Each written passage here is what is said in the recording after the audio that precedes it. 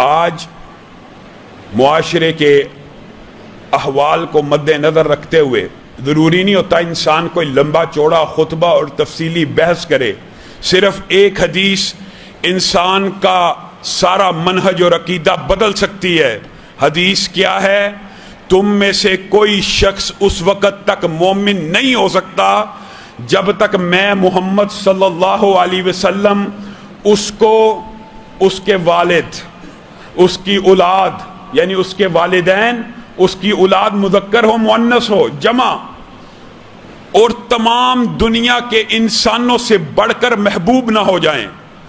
بات یہاں پہ بھی مکمل ہے، لیکن میں اور آپ حدیث تو سنتے ہیں، اس کے پہلوؤں کے اوپر غور نہیں کرتے۔ ایمانداری سے بتلائیے، آج جتنے بھی بیٹھے ہیں، ہمیں تو مال کی محبت رسول اللہ سے آگے ہے، ہمیں تو ہوس زر کی محبت، زر کی، زن کی، ہر چیز کی محبت رسول اللہ سے آگے ہے کہ نہیں ہے؟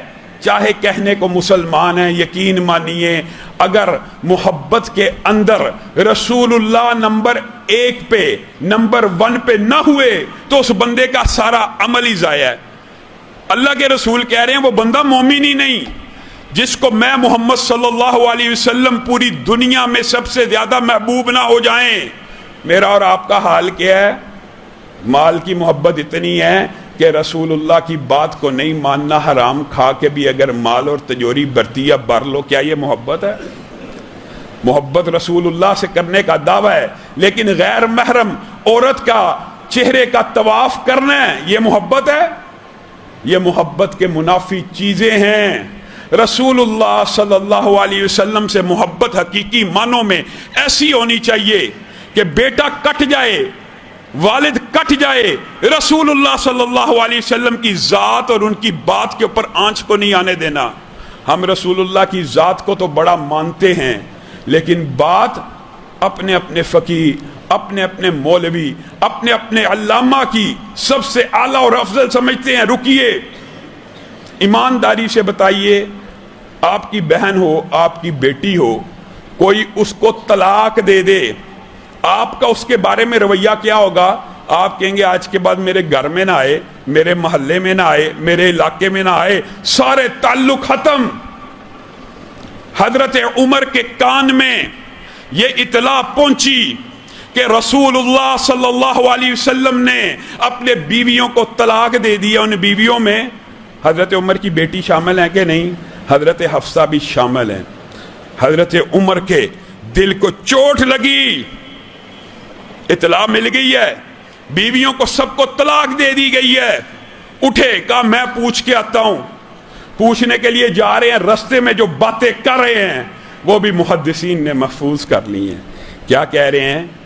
اچھا حفصہ کو بھی طلاق ہوگی، حفصہ نے ضرور رسول اللہ صلی اللہ علیہ وسلم کے دل کو دکھایا ہوگا۔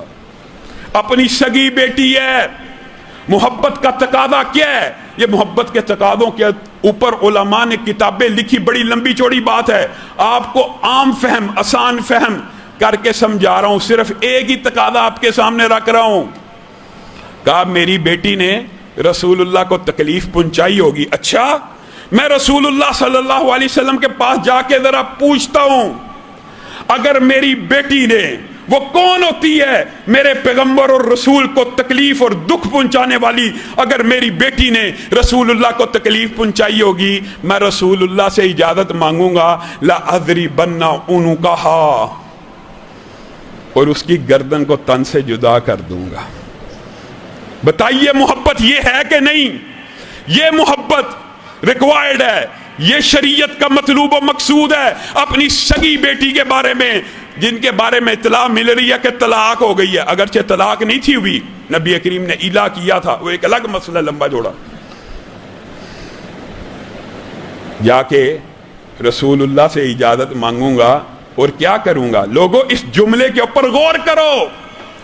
آج کون سا باپ ایسا ہے جو رسول اللہ صلی اللہ علیہ وسلم سے ایسی محبت کرتا ہے؟ اللہ کی قسم تم اس وقت تک مومن نہیں ہو جب تک تم رسول اللہ سے ویسی محبت کرنے نہ لگ جاؤ جیسی صحابہ نے کی ہے۔ اور کم از کم درجہ کیا ہونا چاہیے؟ تمہارے والدین، تمہاری اولاد دنیا کے ہر رشتے ناتے، دنیا کی جتنی مخلوقات ہیں ان میں سے سب سے زیادہ محبت کس سے ہونی چاہیے؟ رسول اللہ صلی اللہ علیہ وسلم سے ہونی چاہیے۔ عبداللہ ابن ابی غزوہ بنی مستلق میں رسول اللہ کے ساتھ تھا، اس نے چند توہین آمیز الفاظ کہے، نبی کریم صلی اللہ علیہ وسلم نے عبداللہ ابن ابی کے بیٹے کو بلایا، کہا آپ کے والد نے میرے بارے میں یہ الفاظ کہے ہیں۔ بیٹے کی پیشانی کے اوپر شکنیں پڑ گئیں، اسلام کو قبول کر چکا ہے، صحابی ہے۔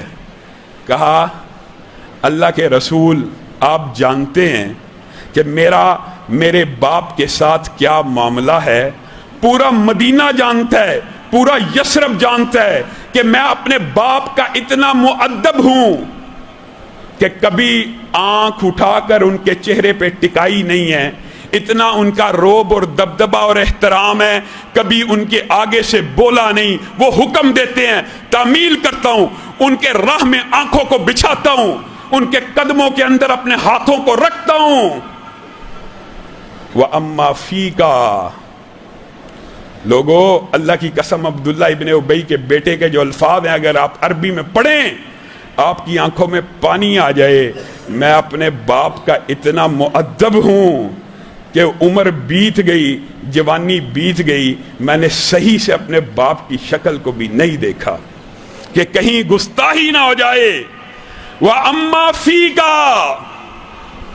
لیکن اے رسول اللہ صلی اللہ علیہ وسلم جب بات آپ کی آ جائے، لو امرتنی، اگر آپ مجھے حکم کریں، ابھی لَقَتَلْتُهُ، ابھی عبداللہ ابن ابی کا بیٹا جائے گا اپنے باپ کی گردن کو تن سے جدا کر دے گا۔ رسول اللہ نے کہا اس لیے نہیں تھا بلایا، صرف آگاہ کرنا تھا۔ لوگ کہیں گے کہ محمد صلی اللہ علیہ وسلم اپنے ارد گرد کے ساتھیوں کو قتل کرواتے ہیں، مراد یہ نہیں تھی، صرف آپ کو اطلاع دینی تھی۔ وہ بیٹا جس نے کبھی باپ کے ساتھ گستاخی نہیں تھی کی، رسول اللہ نے منع کر دیا، لیکن دوڑتا ہوا مدینہ کے چوک میں پہنچا جہاں سے قافلے نے گزرنا تھا۔ باپ کا اونٹ آیا، اس کی لگام کو پکڑ لیا۔ باپ حیران رہ گیا، یہ میرا بیٹا جس نے میرے رستے سے ہمیشہ رکاوٹوں کو دور کیا ہے، آج میرے اونٹ کی لگام پکڑ کے کھڑا ہے۔ ہاں کھڑا ہے، کیونکہ مسئلہ ایمان کا آ چکا ہے۔ کہا آپ نے میرے پیغمبر اور رسول کے بارے میں ہرزہ سرائی کی ہے، میں آپ کا بیٹا اس وقت تک آپ کو مدینے میں داخلے کا پرمٹ نہیں دوں گا، مدینہ میں داخلے کی اجازت نہیں دوں گا جب تک رسول اللہ صلی اللہ علیہ وسلم کا پروانہ نہیں آ جاتا، جب تک ان کا پیغام نہیں آ جاتا کہ آپ مدینے میں داخل ہو سکتے ہیں کہ نہیں ہو سکتے۔ محبت، یہ جو بات کر رہا ہوں پچھلے خطبے کے ساتھ اس کو ریلیٹ کیجئے۔